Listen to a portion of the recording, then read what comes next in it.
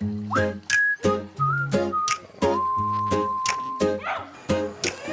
good morning mga busing. Mapa-ubas galita karon sang fish pond diri nga sa kapand diri sa aton nga area. Bali kadto na diri karon sa aton bayan nga taga Kinsan. Tagang taon nila nga ating isda diri. Sa aron pubsan naton ning aton fish pond para makita nila ang ating isda kung ano nakadalag ko. Ari karon naubas na nga ato bispan nasarap nato para makuha nato ng atong gusto harbison kay sa taon sa atong nga buyer. Kagang yang mga kilid tapos atong ipakurinti para mabalantan na yung nagatago ang mga luan. Pasaka, pasaka. Ay, naikuha sila. Bali, transfer nato ni sa piyak nga area para hindi papatay ang atong nga nakuha ang mga tilapia. Adilang taon naton kung ano nakadalag po ang aton harvest.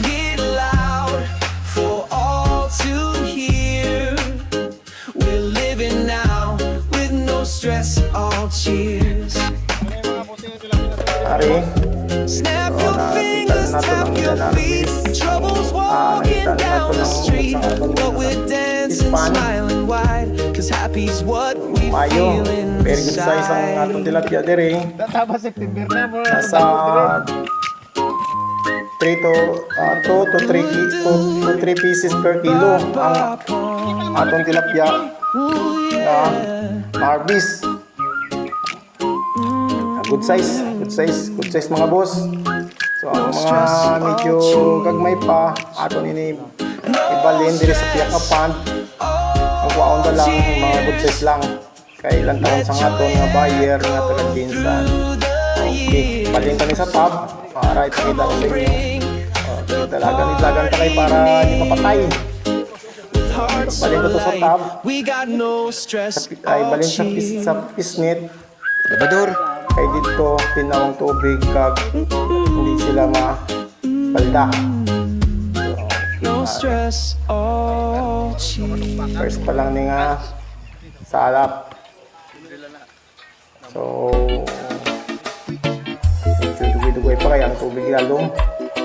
Hindi nabi maubas ng mga boss kay sa piyak pond. Dalo mga ano, so ng tubig, hindi ta kapaubas. So sarap na solusyon natin din aton din nga mga isda. May araman nga kurinti sa gilid para ang isda diri lang sa tunga tanan. May ara ta partner nga isa nga nagabuli sa aton. Siya nagaputang dito sa isda sa aton nga pisnit. Naton sa atong atabo maarag ito para mga boss gapudupod kita nga aton nga financier nga lantaw sa sang iya isda kung ano nakadalag ko. Okay, so ay mga boss itransfer ta naman niliwat sa isa kay area para ang isda hindi mapatay kay ila pa ni siya nga live fish tilapia dito sa ilang lugar. Baligyan nila nga buwi.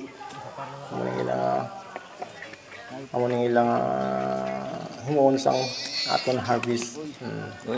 Video ka pa nahulog pa. Amo ning karon ng isda to diri mga boss. Nasa may ara nga 2 isa ka kilo, may ara man 3 isa ka kilo. So very good size siya mga boss. Galing ang aton diri nga ginharvest, sample pa lang ini. Yawan siya. Sa aton nga area. So mabitin siya. Ang exactly harvest natin is next month pa up to September. Dali wala sa niya daw. Wala sa niya lang anay. Dali lang. Second week to last week. Amo nang last ang harvest amo na ng bisan gagmay, all in ta na lang sila para Hinay-hinay lang. maubos natin ang Pahinay, isda kalma ka, lang. Kalma baligya. para makasulod sila. Para hindi na ta magastuhan pa ka feeds kaya ang financier ta medyo